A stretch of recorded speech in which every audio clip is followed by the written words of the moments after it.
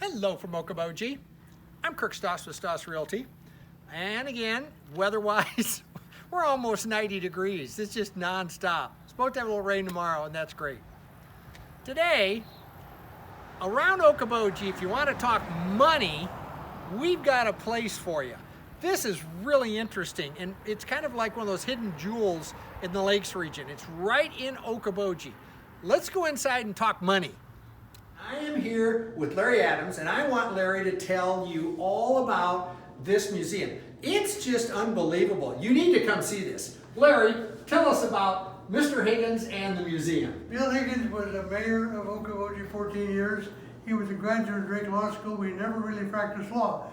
But he got interested in collecting stamps and coins, and he got into national banknotes, which were issued between 1863 and 1935.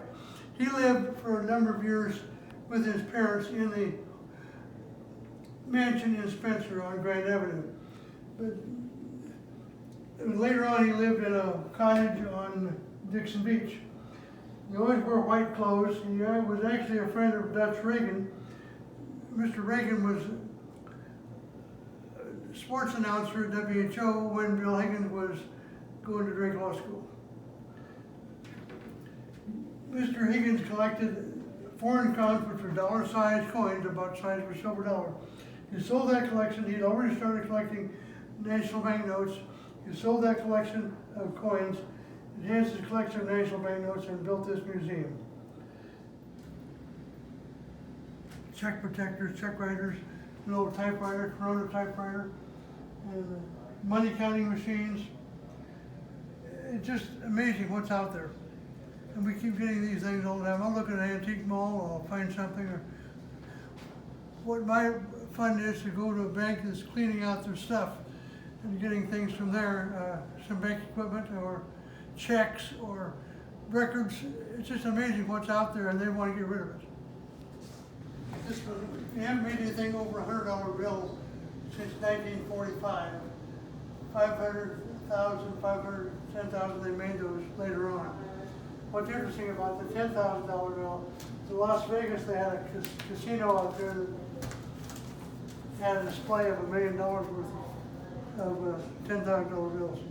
That collection's been dispersed, and once in a while one of these will show up and it'll be attributed to this collection. We have 2,500 national banknotes here from all 50 states. The types and styles of national banknotes are on the main perimeter, and we have, again, the engravings are what I like about these notes. The engraving, American Banknote Company did a number of them. The Bureau of Engraving and Printing has their own engravers. It's becoming a lost art. There's not too many left that'll do that. And some of them that I know have retired since I've been involved. And they've retired from this work and they do private artwork. The bank charters were found in the basement of 702 Lake Street, and that building is again for sale. It was owned by the YMCA, and they turned it into an exercise center, and they're going to have an auction of it. They're going to try to sell it, but they haven't got it sold yet. 802 Lake Street in Spur Lake. It's amazing, after all these years, what was found there. The Lakes National Bank up here became Northwest Bank. And Lakes National Bank was in Arnold's Park, and that one was built. The building that's there now was Lakes National Bank as Lakes National Bank. And Tom Mazur was there. Tom and Al Mazur were involved with that. So you find stuff like this, and you find this at a flea market. That's where it ends up here. Notes were printed like this on a machine like this at press. These are just copies of proof notes. These are from Corning, Iowa. We had a man that went out to Washington, D.C. and obtained copies of these for us. It's the type of press that they use. They were printed 4 to a sheet, then sent to the banks to be hand-signed, and then cut apart in the bank. Bill Higgins loved postcards, and so did John Hickman, the first carrier. I'm from Boone, so of course I like Boone cards. And you study the postmarks and the towns, and How long were the towns under that name? Sometime not very long.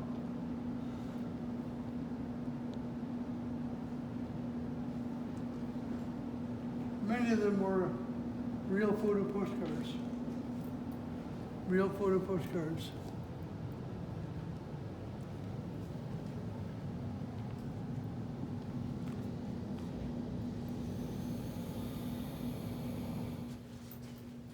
We have two libraries here.